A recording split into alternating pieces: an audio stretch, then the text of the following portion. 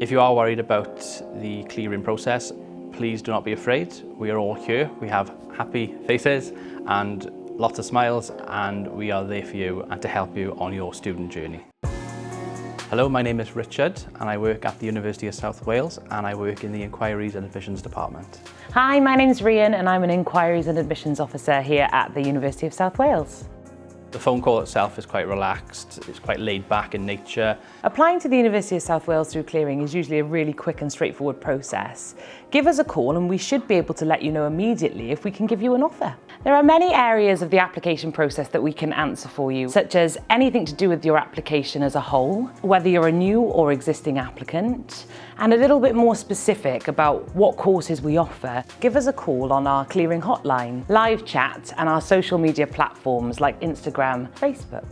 Our team will ask you various questions. This will include your name, your date of birth, your address, things such as your qualifications, your work experience, and anything relevant to the course. Obviously, clearing can be quite a stressful time, but we are here for you.